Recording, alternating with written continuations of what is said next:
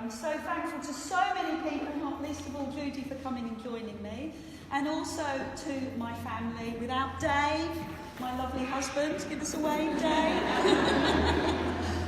Thank you. Who this whole book started from, he's my inspiration, he's the one that supports me all the time. My 3 beautiful children, I have to say thank you to them. Ben, my oldest, Joe, our middle, and Zoe. Would you like to give us a wave? So if you would like to buy the book tonight, if you go over and say hello to Dave, that would be fantastic. So that's all my pleases. And thank yous. Oh, I've got to say thank you to fantastic Margaret. Thank you, Margaret, for the violin. Did you hear Margaret?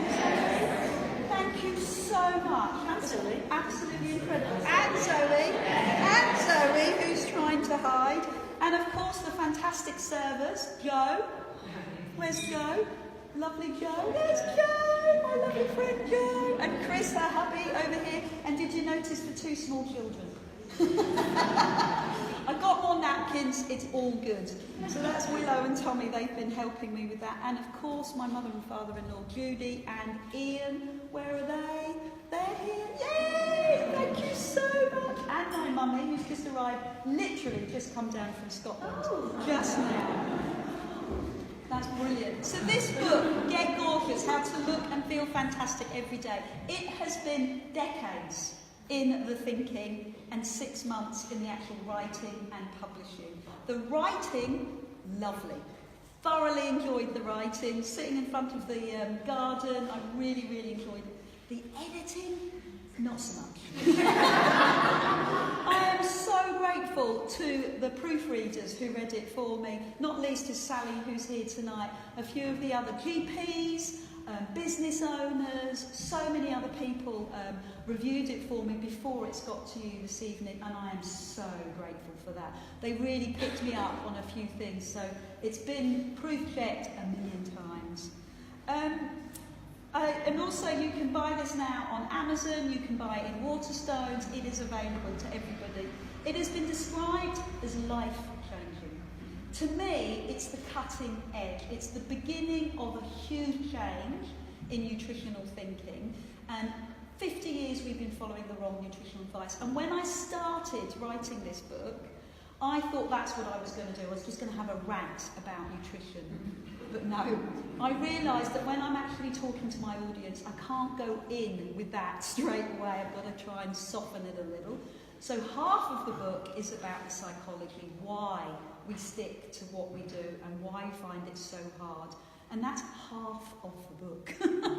And that's the biggest stumbling point that lots of my clients have, is we get stuck in our own ways and our perceptions, and we get in our own way. So that's the biggest part of the book. It's also been described as motivating. Me? Motivating? Whilst we're here, let's do some sit-ups. It's been described as motivating, and my biggest comment, which I personally really love, is that it's thought-provoking. And that's what I wanted, something that would make and start a conversation, especially for women. There's so much pressure to look fantastic, and yet the advice that we're getting is so wrong. Dr. Michael Mosley, who I went to see last week, he said very gently that perhaps we're not getting the right advice from the NHS. I mean, he is starting to say that things need to change. Exactly. So if he is saying that, this big, high calibre, well-known public figure is saying stuff like that, the tide is turning. And that's why I needed to get this written.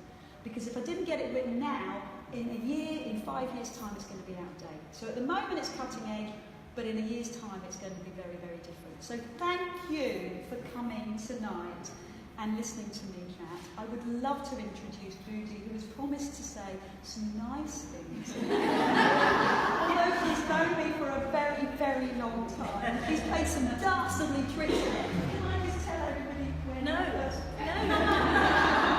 Because you've already done most of my speech. I should have known. Who can get a word in one she said? So no, you can't tell anymore. Okay. I'm sorry. I'm stopping you. I'm stopping you. Thank you. I find this a great momentous occasion. I don't think people realise how much goes into writing a book. And I work with a lot of authors. It is an extraordinary achievement. and you must be incredibly proud. And I know those of us who've worked with you for the last 15 years are incredibly proud as well. I started going to Adele 15 years ago. I heard about this Pilates business. They said, it's good for your core. Who knew what a core was? But I had an extremely bad back. I'd broken it by falling out of a window. That's another story. And I thought, well, I've tried just about everything. Let's try this. So I went along to Adele, to her Pilates class, and I was immediately drawn to her. The first reason I was drawn to her was she wasn't a 6-foot, thin as a lace person who would then try and tell me how to achieve her figure. She was, I can remember going home at night and saying, well, what was she like? And I said, well, she's like a little pocket Venus, actually. Very curvy, a little bit more curvier, and then we both were. But a great sense of humour, and I don't know whether this was the story you were going to tell. I can remember, a sense of humour is important to me. There's something in the Torah that says a lesson taught with humour is a lesson retained. And you can go to a movement class and something lift this, and then there was Adele. And she always had this lovely sense of humour, so much so that one day I took a body burp machine. I took a fart machine, okay? And I took it to the class. Adele was on the stage, and I hid it under the stage. And we got to that moment when Adele said, right, everybody, on your back.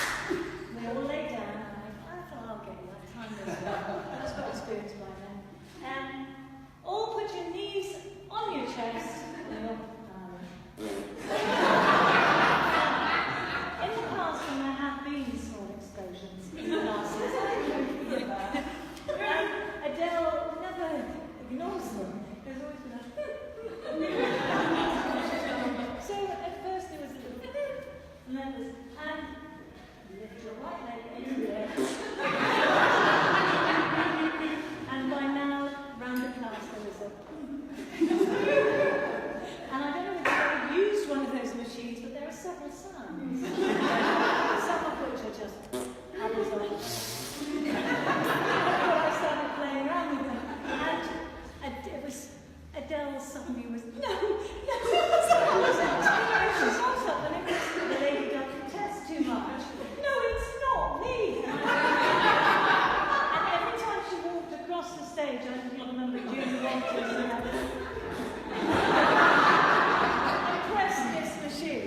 and she said, it's not me. And I said, Adele, on behalf of all of us here, we all know that, please don't be embarrassed. And we managed to continue the class. What else can I say about somebody that I haven't said under my breath a million times when she's had me in a downward dog for over 30 seconds? But the other thing that I enjoyed about going to Adele was it was clear right from the very beginning that you were on a journey. You hadn't just learned what you were doing. You weren't just going for weekend courses. You were on a journey to find more and to pass that on. There was never an exercise we didn't know why we were doing it. And I've been to lots of classes where you're just told to do. We knew why. It made sense to intelligent people. And so that when you've got a mentor or a teacher or an inspiring person who is on a journey, they will take you on that journey with them. And then gradually she got more into talking about food. And I know Adele, and I know that she hasn't always been like this. And that's another thing. When you know somebody's been through the things you've been through, I mean, let's face it, most of us ladies have body dysmorphia. Most of us look in the mirror and think, I mean, I look in the mirror and see a 7-foot blonde Swede. So, you know. But we all look in the mirror at some stage and go, it's a bit too much there, it's a bit too much there, I don't like that. But Adele has worked through that into, yeah, okay, there is a bit there. But what's not to like about it? She constantly spoke about her big bum. Yes. She constantly spoke about her love of chocolate. And she constantly tried something new. You know, I can remember when you took up running. Oh my God, every week there was a marathon. We were all, you know, and then it was the cycling. Yeah, did that for a while. So, and you could see she was driving herself still to find more and more. And then she started this Get Gorgeous, and I know there are people that thought, oh, it's another one of those things. But you know, it's not, you haven't just hit on an idea.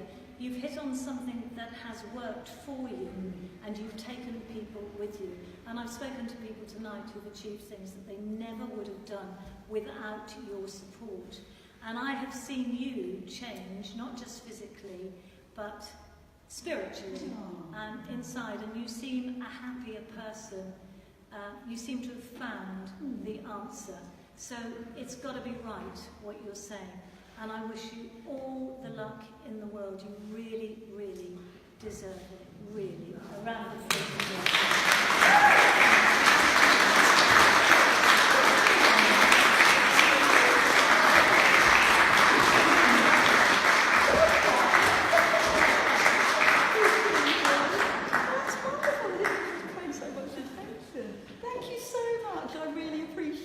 So please drink lots of champagne. You know where the toilets are, so we're fine. And I've got loads of food out, so please help yourself. Oh, and there's an interview in Devon Live, probably next month or the month after. Yes. A full interview with Adele, so if you don't know the story, if you haven't read it, you'll see it in Devon Live. Yes. Did you hear that? Devon Live. I'm going to be in Devon Live! I'm going to be in Devon Live!